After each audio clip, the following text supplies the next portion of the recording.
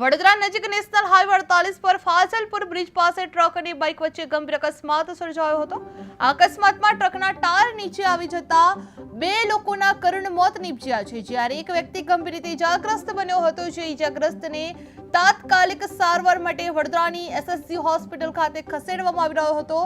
જ્યાં મળતી માહિતી મુજબ વાસદ તાલુકાના કાછલાપુરા ગામનો પરિવાર વડોદરા તરફ આવી રહ્યો હતો, ત્યારે આ અકસ્માત નડ્યો હતો। જ્યાં બનાવની જાણ થતા નંદેસરી પોલીસે ઘટના સ્થળે પહોંચી વધુ તપાસ હાથ ધરવામાં આવી રહી હતી। જે અકસ્માતના કારણે હાઈવે પર થોડા સમય માટે ટ્રાફિક જામના દ્રશ્યો પણ સર્જાયેલા જોવા મળ્યા હતા। જે વડોદરામાં ફાજલપુર બ્રિજ પાસે ગમખ્વાર અકસ્માત સર્જાયો હતો, જે ટ્રક અને બાઇક વચ્ચે અથડામણ થતા બેના કરુણ મોત નીપજ્યા હતા। જે ટ્રકના ટાયર નીચે આવતા બે લોકોના કરુણ મોત નીપજ્યા હતા, જેમાં એક ઇજાગ્રસ્ત બન્યો હતો, જેને એસએસજી હોસ્પિટલ ખાતે ખસેડવામાં આવ્યો હતો।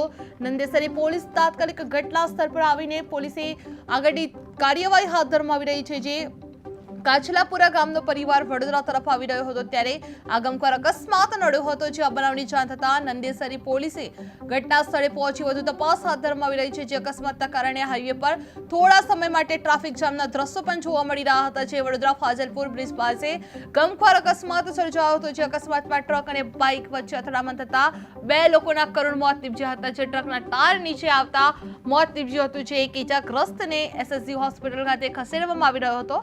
નંદેસરી પોલીસે તપાસ હાથ ધરવામાં આવી રહી છે।